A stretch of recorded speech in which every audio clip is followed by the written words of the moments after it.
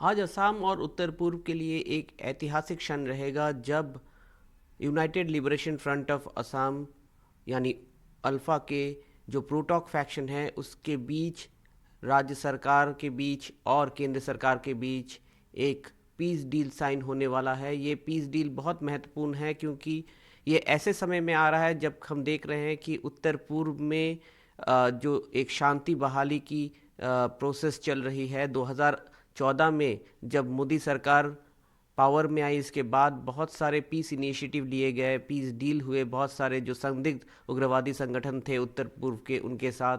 और इसमें देखा गया है कि हर साल जो उग्रवाद के वारदात है वो घटते दिखे और इसके साथ साथ उत्तर पूर्व में arm forces special power act के तहत जो इलाके थे उनमें भी कटौती हुई धीरे धीरे से।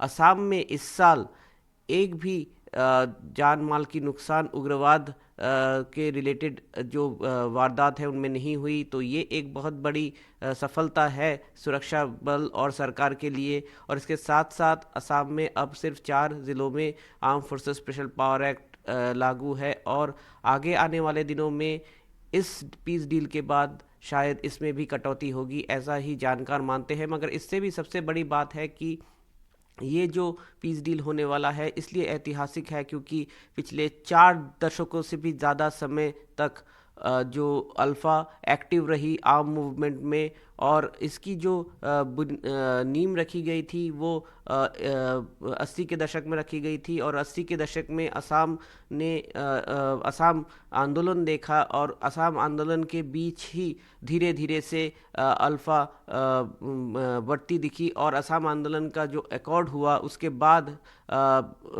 देखा गया कि इसके बाद अल्फ़ा जो अपने जो उनकी उसका जो स्ट्रेंथ है वो धीरे धीरे से बढ़ा।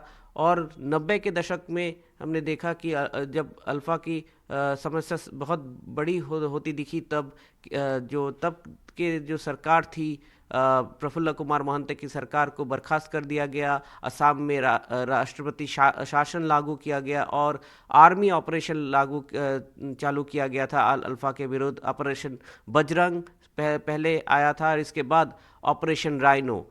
इन ऑपरेशन के बाद पहली बार 1992 में जब नरसिम्हा राव प्राइम मिनिस्टर थे तब एक पीस इनिशिएटिव शुरू की गई थी। तब अल्फ़ा के कुछ बड़े नेताओं को जेल से छोड़ा गया था। इनमें जो अल्फ़ा के फाउंडिंग जनरल सेक्रेटरी हैं अनूप चेतिया वो भी शामिल थे। मगर देखा ये गया कि छोड़े जाने के बाद ये लोग फरार हो गए और अल्फ़ा की जो पूरी टॉप लीडरशिप है उसने वो धीरे धीरे भूटान और बांग्लादेश पहुंच गए। भूटान में जो कि आसाम से सटा हुआ है वहाँ पे बहुत सारे कैंप बन गए अल्फ़ा के और बांग्लादेश से भी अल्फ़ा ऑपरेट करना शुरू कर दिया था।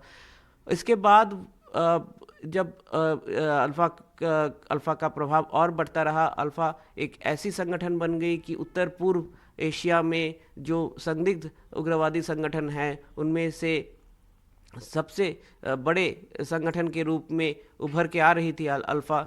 इसके बीच हमने देखा कि 2005 में फिर से एक मुहिम शुरू की गई अल्फ़ा और केंद्र सरकार के बीच एक समझौता होने का, एक पीस टॉक होने का। तब अल्फ़ा हमेशा मेंटेन करती रही कि सोवरेनिटी की इशू के ऊपर बात की जाए। मगर इसके बाद जब केंद्र सरकार ने कहा कि हम जो भी कोर इश्यूज़ है इसके ऊपर बात करने के लिए तैयार हैं, तो फिर एक पीपल्स कंसल्टेटिव ग्रुप जो कि सिविल सोसाइटी से लोगों को चुन के एक बनाया गया अल्फ़ा द्वारा, उन्होंने बातचीत शुरू की केंद्र सरकार के साथ।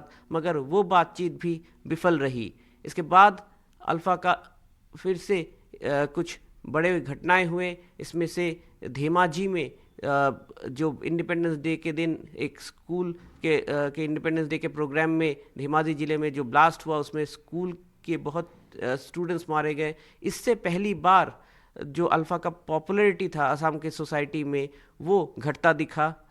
इसके बाद और भी कुछ घटनाएं हुए जिनको जो अल्फ़ा के लिए एक चैलेंज साबित हुआ और लोगों के बीच उसका जो पॉपुलैरिटी था वो घटता दिखा।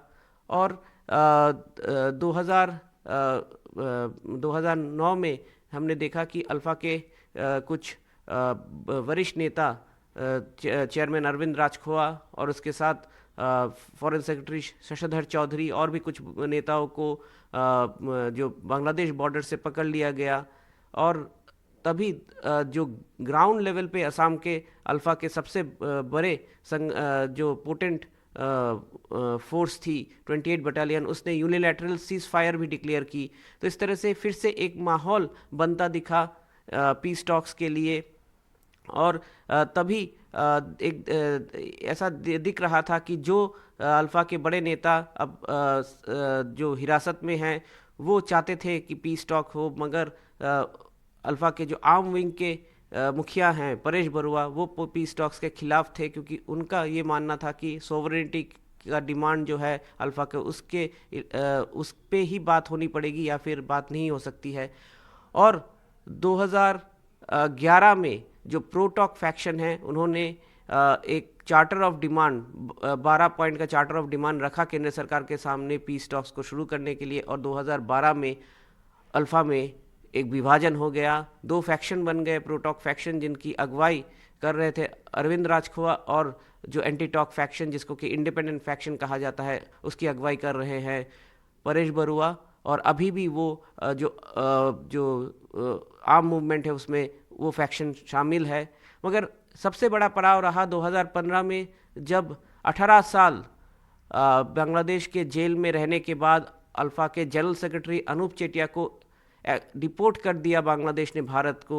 उनके आने के बाद ये जो पीस प्रोसेस है इसमें तेज़ी आई, और अब ये पीस प्रोसेस, ये पीस डील फाइनल होता दिख रहा है। और ये एक ज़रूर एक बहुत बड़ा पड़ाव है असम में जो उग्रवाद की समस्या को जड़ से मिटाने के तरफ। क्योंकि अगर हम अल्फा की बात भी करें तो अल्फा का अब पहले जैसा दबदबा नहीं रहा। प्रोटॉक फैक्शन में जो नेता हैं वो बहुत दिनों से बाहर हैं, उनके जो कार्डर्स हैं वो बहुत दिनों से बाहर हैं, ओवरग्राउंड है, वो अब शायद जंगल में वापस नहीं जाना चाहते हैं, और वो चाहते हैं एक सल्यूशन हो। और किस तरह की सल्यूशन अब होगी वो देखने लायक बात होगी। ये जो पीस डील होगा इसमें क्या क्या बातें रहेंगी वो देखने लायक बातें रहेंगी। मगर जो सूत्रों के मुताबिक हमें खबर लग रही है कि इस पीस डील में एक फाइनेंशियल पैकेज दिया जाएगा। इस पीस डील में असम का जो सिटीजनशिप लिस्ट है उसको भी रिव्यू करने की बात रह सकती है। इस पीस डील में असम के जो इंडिजिनियस कम्युनिटीज़ हैं उनको एक सेफ गार्ड देने की बात रह सकती है, उनकी इकोनॉमिकल, कल्चरल और पॉलिटिकल सेफ गार्ड देने की कुछ प्रोविजंस रह सकते हैं। लैंड राइट्स, लैंड रिजर्वेशंस के ऊपर कुछ क्लॉजेस रह सकते हैं, ऐसा सूत्रों के मुताबिक हमें खबर लग रही है।